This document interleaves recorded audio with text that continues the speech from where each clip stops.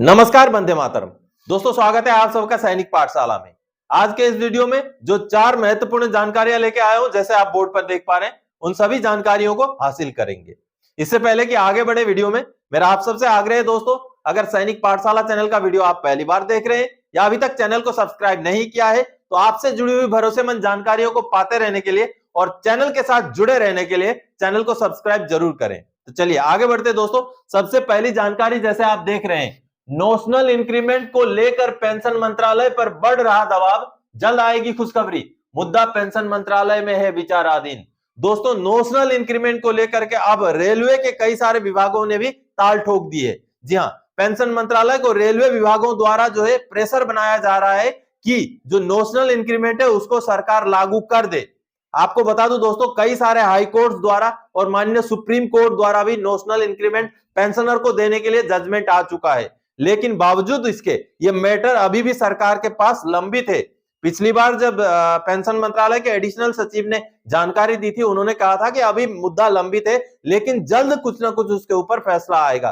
तो अब की बार रेलवे जो मिनिस्ट्री के जो विभाग हैं, उन विभागों के तरफ से भी इसके ऊपर प्रेशर बनाया जा रहा है। चलिए एक पेंशन मंत्रालय को लिखा हुआ लेटर मैं आपको दिखाता हूं। अब दोस्तों, ये जो लेटर आप देख रहे हैं, Indian railway technical supervisors association द्वारा लिखा गया लेटर है, जो कि पेंशन मंत्रालय को लिखा गया 13 जनवरी 2024 का लेटर है। और ये लेटर जुड़ा हुआ है नोशनल इंक्रीमेंट से, जैसे आप देख पा रहे हैं। अब इस लेटर में कई सारे मान्य कोर्टों का जजमेंट का हवाला दिया गया है, रेफरेंस दिया गया है। जैसे आप देख रहे हैं, कर्नाटका जो हाई कोर्ट का जजमेंट था, उसके बाद दोस्तों जो माननीय सुप्रीम कोर्ट का जजमेंट था 11 अप्रैल 2023 का, जो कि नोशनल इंक्रीमेंट से जुड़ा हुआ था, उसका भी यहाँ पर रेफरेंस दिया गया है। और कई सारे मान्य हाई कोर्ट का इस विषय पर जो जजमेंट था, जैसे मान्य दिल्ली हाई कोर्ट, मान्य इलाहाबाद हाई कोर्ट, मान्य मध्य प्रदेश हाई कोर्ट, मान्य उड़ीसा हाई कोर्ट, मान्य गुजरात हाई कोर्ट, सभी मान्य हाई कोर्टों का जजमेंट दिया गया है नोशनल इंक्रीमेंट को लेकर के पेंशनर के फेवर में। तो इस बात को यहाँ पर बताया गया है। और आगे जो है 2 टूक ये कहा गया है, जैसे आप 9 नंबर पैराग्राफ में देख पा रहे हैं दोस्तों। और इस 9 नंबर पैराग्राफ में यह बताया गया है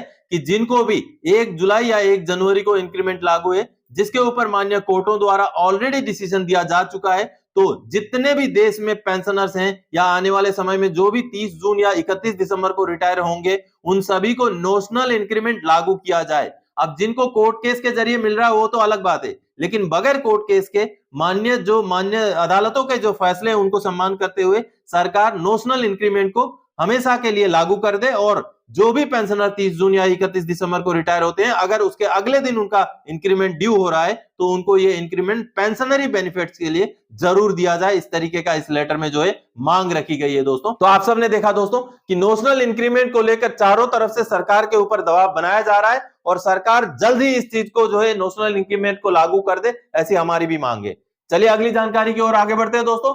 पेंशनर्स रहे सावधान, आपका पेंशन रुके ना रुके, बैंक अकाउंट जरूर खाली हो जाएगा। जी हां, आप अगर सावधान नहीं रहेंगे तो आपका बैंक अकाउंट खाली हो जाएगा। और जैसे आपने पिछले दिनों ये भी बात सुनी थी कि स्पर्श का डाटा भी कहीं लीक हो गया है, तो ऐसे में अगर आपका डाटा का इस्तेमाल करके कोई आपको फोन करे, तो वो आपको अपने बातों में बहुत आसानी से बहका सकता है। इसलिए आपको सावधान रहना है। अब ये जो खबर आप देख पा रहे हैं, जिसमें एक पेंशनर को फोन आता है, उनको कहा जाता है कि आपका जो पेंशन है अगले महीने का नहीं आएगा, कुछ विसंगति हो गई है।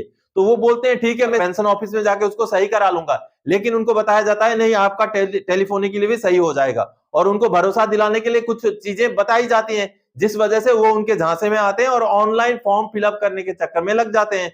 जब उनसे कुछ डाटा पूछा जाता है, वो जवाब देते जाते हैं, फिर थोड़ी देर में उनके मोबाइल में ओटीपी आता है, ओटीपी मांगा जाता है, ओटीपी भी दे देते हैं। अब दोस्तों, वो ओटीपी अचानक से नहीं मांगते, कुछ ऐसी भूमिका बनाते हैं, कुछ ऐसा पहले बातचीत करते हैं ताकि आपको ओटीपी बताने के समय में आपको पता ही नहीं चले कि आप ओटीपी बता रहे हैं। तो ऐसे में आप बिल्कुल सावधान रहिए। आपको पेंशन से लेकर के पेंशन को बंद कर देने के से लेकर के कई सारे ऐसे फोन आए भी, तो आप उसको बिल्कुल अटेंड ना करें, तुरंत काट दें, किसी को भी ओटीपी ना दें, कोई अननोन सोर्स से आया हुआ लिंक को क्लिक ना करें। तो आप सावधान रहेंगे तो आपकी पेंशन बची रहेगी, नहीं तो रुके ना रुके, अगर बाई चांस पेंशन रुक गई, मान लीजिए वो शुरू हो जाएगा फिर से, लेकिन आपका अगर अकाउंट में से पैसे खाली हो गया तो वो वापस नहीं आएगा। इसलिए आप सावधान रहें। इस तरीके के कॉल आते हैं कि आपका पेंशन बंद हो जाएगा, आप ये जानकारी दीजिए, वो दीजिए, बिल्कुल अटेंड ना करें। तो आपने ये अभी जो जानकारी देखी, ये एक पेंशनर के साथ घट चुका है, उनका अकाउंट से 63,000 रुपए निकाल लिए गए हैं, तो आप भी सावधान रहिए। चलिए अगली जानकारी की ओर आगे बढ़ते हैं। प्री 2006 के पेंशनर्स के लिए जबरदस्त पहल।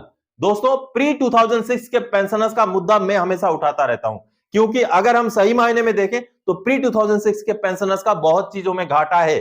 सबसे पहले तो पेंशन कैलकुलेशन में क्वालिफाइंग सर्विस लिया गया है उनका, जिस वजह से उनको पेंशन जो है कम बनी उनकी पेंशन, क्योंकि क्वालिफाइंग सर्विस जितना ज्यादा उतना ज्यादा लाभ, क्वालिफाइंग सर्विस जितना कम उतना कम लाभ। और फौजी तो होते ही ये कम क्वालिफाइंग सर्विस में आते, ज्यादा से ज्यादा कितना सर्विस करके आएंगे वो 30 साल, तो उनको भी घाटा होता था, जिस वजह से ये भी एक बहुत बड़ा मुद्दा है। दूसरा मुद्दा एमएसपी में पहले 2000 फिर 5200 रुपए मिलता था, जो है पहले जब एमएसपी लागू किया गया छठे कमीशन में 2000 रुपए करके दिया गया, सातवें पे कमीशन के बाद 5200 करके दिया गया, जो कि प्री 2006 के पेंशनर्स के पेंशन में डायरेक्टली वो नहीं जुड़ा है, जिससे उनको नुकसान हो रहा है। और तीसरा मुद्दा दोस्तों एसीपी और एमएससीपी का फायदा। जी हाँ, एसीपी का फायदा सिर्फ अगस्त 2003 से लेकर के दिसंबर 2005 तक को लागू है, और एमएससीपी 2006 या उसके बाद वालों के लिए लागू है।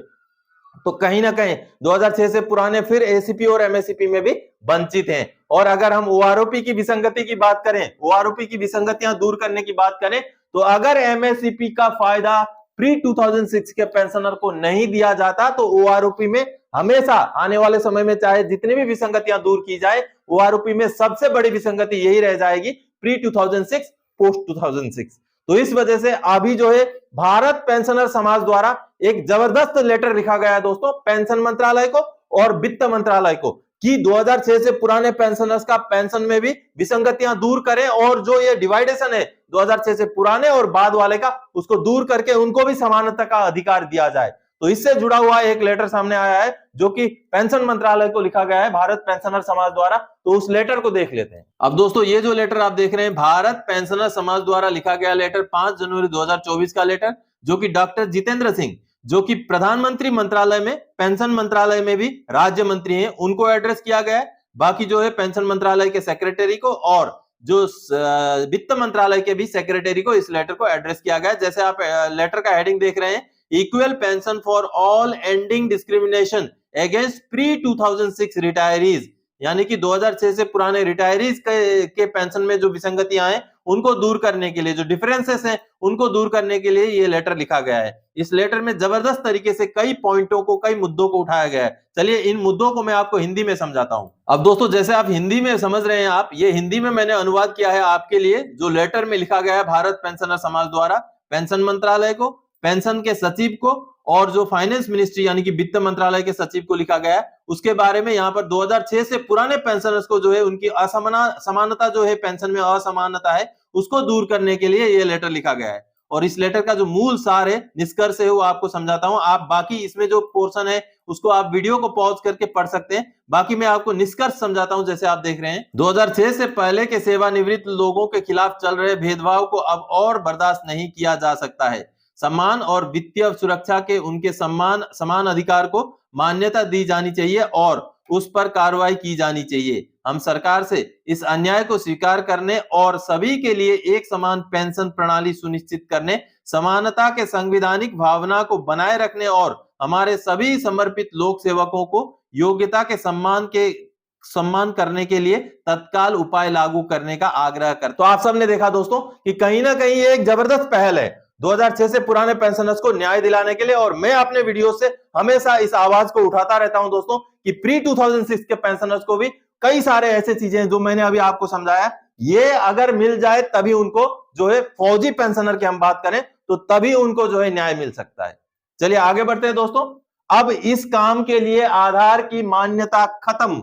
जी हां दोस्तों, आप अगर आधार को डेट ऑफ बर्थ के प्रूफ के तौर पर इस्तेमाल कर रहे थे या आने वाले समय में भी करने का आप सोच रहे थे, तो आप भूल जाइए।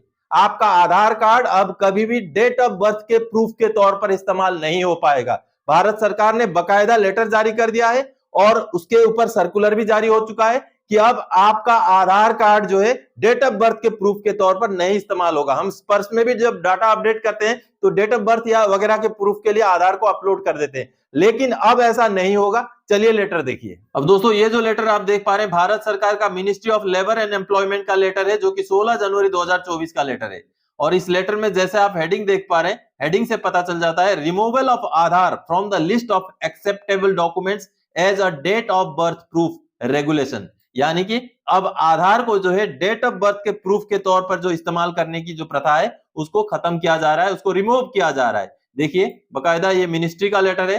अब इस लेटर में जो भारत सरकार के जो आधार अथॉरिटी है वहां से भी एक सर्कुलर आया था, उस सर्कुलर को भी अटैच किया गया है। ये देखिए जो कि 22 दिसंबर 2023 का सर्कुलर है। अब इस सर्कुलर में जो 6 नंबर पैराग्राफ है, महत्वपूर्ण पैराग्राफ है, आप देखिए इसमें लिखा हुआ है, इन view of the above it is required that use of Aadhaar as a proof of date of birth needs to be deleted from the list of acceptable documents। यानी कि इसमें भी उसी बात को दोहराया गया है कि डेट ऑफ बर्थ के प्रूफ के तौर पर एक्सेप्टेबल डॉक्यूमेंट में आधार को रखा गया है, उसको अभी डिलीट किया जाता है। आगे से आधार जो है डेट ऑफ बर्थ के प्रूफ के तौर पर इस्तेमाल नहीं होगा। तो आप सबने लेटर देखा दोस्तों कि आधार को अब हम डेट ऑफ बर्थ के प्रूफ के तौर पर आगे इस्तेमाल नहीं कर सकते हैं। तो आप भी उसी हिसाब से अपने डॉक्यूमेंटेशन की प्लानिंग कर लीजिए। तो दोस्तों आज के इस वीडियो में इन्हीं जानकारियों के साथ आया था। आगे और कोई जानकारी था कि आपसे सरोकार रखने वाला विषय लेकर मैं फिर से हाजिर हो जाऊंगा। तब तक के लिए जय हिंद दोस्तों।